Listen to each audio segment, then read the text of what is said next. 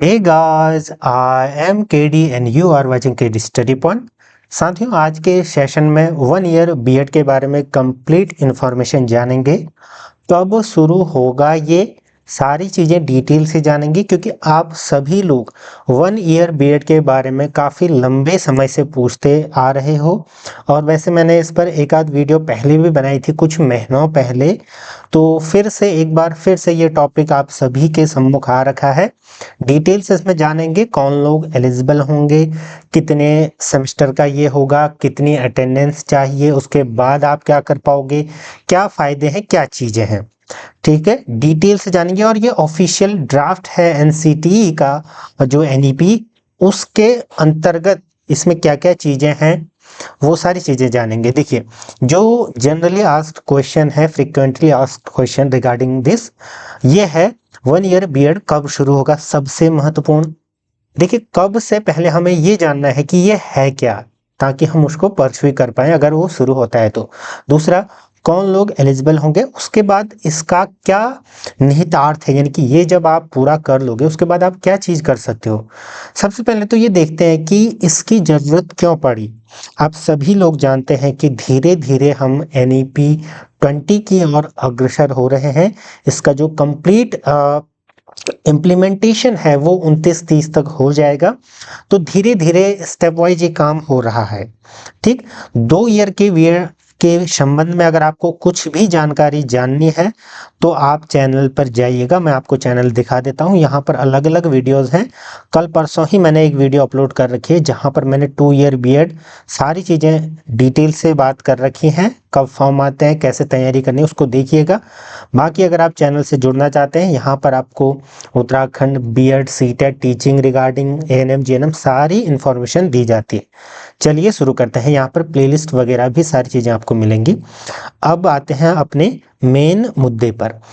देखिए, सबसे पहले आपने देखा होगा कि पहले 1 ईयर बीएड ही चलता था। ठीक है, मैं ये बात कर रहा हूँ 2014-15 की।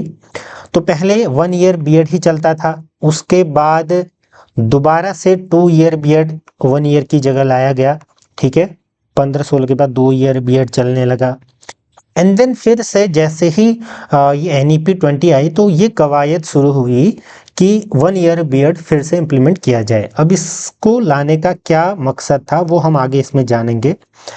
सबसे पहले देखिए, ये जो चीज़ें इसमें दी गई हैं, ये स्टार्टिंग के नॉर्म्स वगैरह, ये स्टैंडर्ड दिए गए हैं कि कौन इसको करवा सकता है, यानी कि कौन सा इंस्टीट्यूशन, कौन सा कॉलेज इसको करवा सकती है। तो उनके पास ये चीज़ें होनी चाहिए। ये हमारा काम नहीं है, ये काम किसका है, ये जो उस इंस्टीट्यूट का जो अप्लाई करेंगे इसके लिए है। ठीक है, अब देखिए यहाँ पर देखिए, जैसे ही आप ये बीएड इंट्रोड्यूस किया गया या करा गया, तो क्यों करा गया। Program will prepare teachers to be responsive and relevant to the learners' developmental needs and interest corresponding to the different school stages। देखिए, एनईपी में आपने देखा होगा कि 5-3-3-4 करके हमारी स्टेज है। पहला foundational, preparatory, middle and secondary, अलग अलग एज क्राइटेरिया वगैरह है इसमें। तो इससे क्या होगा, जब आप ये बीएड करने जाओगे तो इनमें से कोई एक आपको स्टेज चूज करना पड़ेगा और उसके आप क्या बन पाओगे, शिक्षक बन पाओगे आने वाले समय में। तो ये दूर की बात है, अभी जैसे ही इम्प्लीमेंट होगा, जो लोग इसके लिए एलिजिबल हो इसको जरूर परस्यू करना, लेकिन अभी लागू होने में थोड़ा सा समय लगेगा, क्योंकि इसके लिए भी आपका एंट्रेंस वगैरह होगी। तो पूरा एक चेन ऑफ इंफॉर्मेशन आपको मिल जाएगी या आपके साथ साझा की जाएगी, उसके बाद ही ये चीज़ें होंगी। ठीक है, तो वही चीज़ है, इनमें से कोई एक चूज करना पड़ेगा, देन फिर आप अप्लाई कर पाओगे। अब देखिए, ये जब आप पूरा कर लोगे उसके बाद आप इसके टीचर बन पाओगे।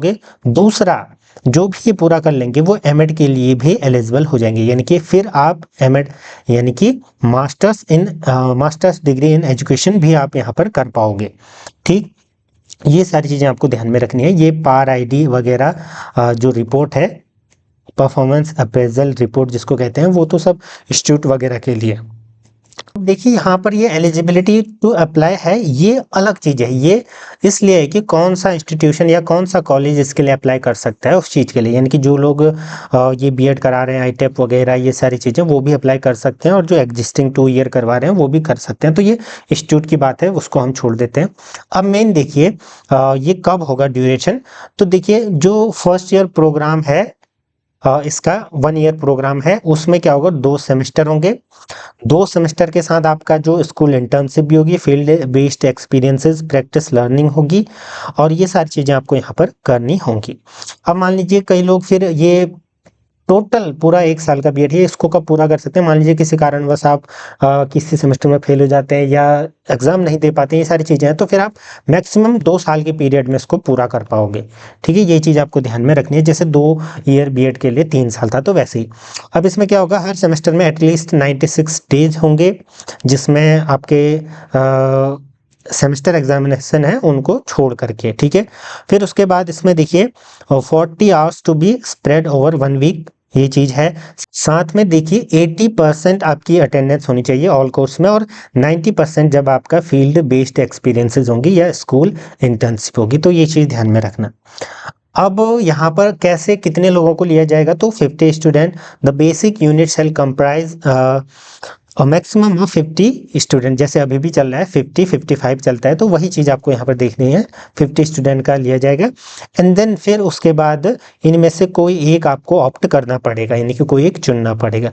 ये सारी चीज़ें आपको ध्यान में रखनी है। ठीक है, और maximum of 4 units is allowed, ये सारी चीज़ें आपको यहाँ पर ध्यान में रखनी है। फिर उसके बाद देखिए एलिजिबिलिटी कौन लोग अप्लाई कर सकते हैं, तो candidates having masters degree with at least 50% marks. ठीक है, जिन्होंने पोस्ट ग्रेजुएशन कर रखा है, मास्टर्स डिग्री कर रखी है, 50% उनके हैं अंक, तो इसके लिए आप एलिजिबल हैं। ठीक, उनके लिए 1 साल का है।